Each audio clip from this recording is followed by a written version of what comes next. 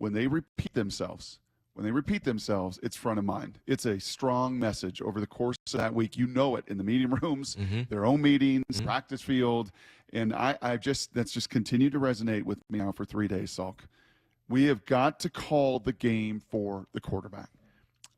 To me, that falls on Shane Waldron, right? If the O-line's got some issues, which they do, if the QB maybe has some confidence issues, which is natural, doesn't it fall on Shane Waldron to make sure you're calling this game to put him and all of your personnel in the best spot for success? It does. And when you talk about what Brady said in the play action game, third in the league in play action behind Mahomes and Lamar. That's it. But let's explain to people, what does play action do for a quarterback? I know what it does from a defensive standpoint, and I think I can explain from an offensive standpoint. But Brock, do it from both. Go ahead. Get from the defensive side. I'm very curious. Okay, yes. From a defensive side, when you play action a defense, first of all, it does a few things. Imagine a linebacker. I got to go play action. I got to step up, step to my left, step to my right, and then I got to get back in my pass coverage. Like the play action, the faking the run, it throws me off versus just dropping straight back. If you just drop straight back as a quarterback, I'm dropping straight back as a linebacker.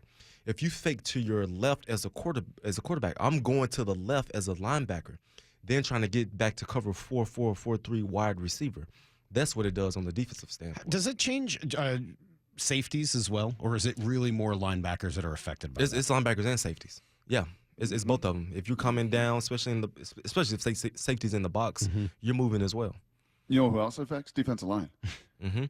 Yes, and that messes up their pass rush. Yes. As well. Yes. And I believe from a quarterback standpoint, when you play action, you're supposed to be reading the guards. What are you doing looking at in the backfield? Keep your eyes on the guards. I see everything. What is it? You guys are so easily fooled. Don't be looking in the backfield. Keep your eye on the guards.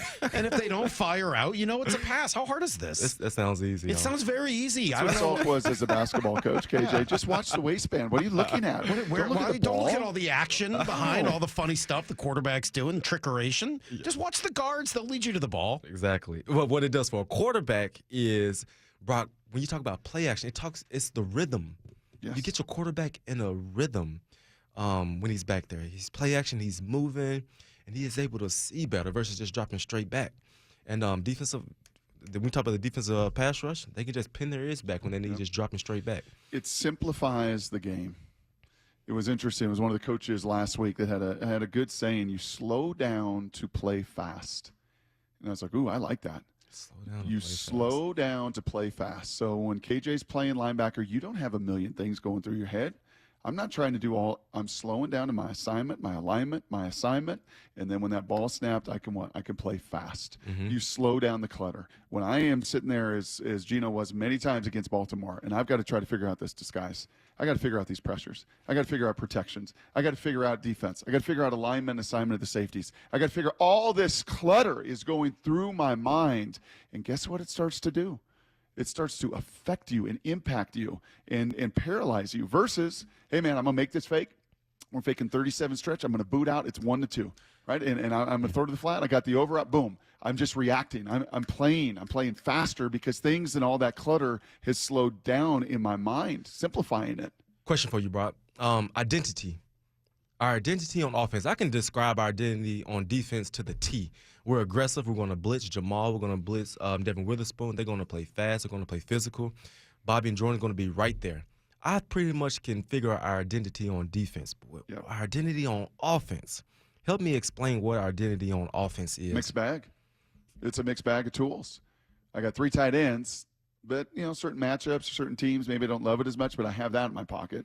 I got Jackson Smith-Njigba now, who the last 2 weeks, KJ, has played the fastest, most urgent, the best ball that he's played as a Seahawk. I got DK and Tyler, so I got 11 personnel. I kind of like that. I got K9 and Charbonnet, 2 backs that I want to get going. Right? 2 backs that need to get going. 2 backs that need the carries to impact the game. It's not a 1 or 2 or 4 in the first half. K9 needs 20.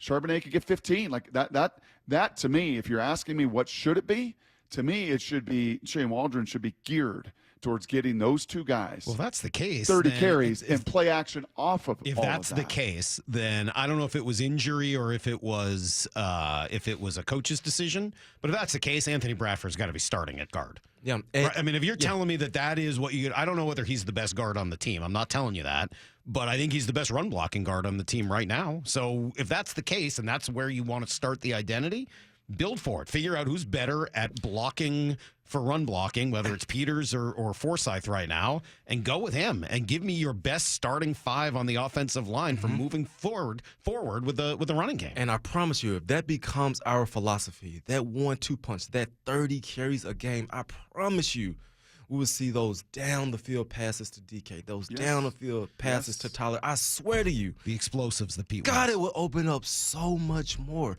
I have not seen I just seen a tad bit of what Zach Charbonnet can do. When I saw the man run that guy over in the versus Carolina Panthers, he has so much more to him. Get this guy going. Put some fear in these opponents. Make these linebackers and these safeties step up so you can take your shots downfield. That's what our philosophy has got to be. And if we do that, run the ball 30-plus times a game, we won't hear anything from these wide receivers. They won't be disgruntled that I'm not getting the ball enough. You know why? Because you be getting bombs down the football field. So versus just trying to force the ball to DK 14 times like we did last time. Yep. No. Let's get back to our philosophy. Yep. Let's get back to our identity. This is what we do well. This is what we can hang our hats on as an offense.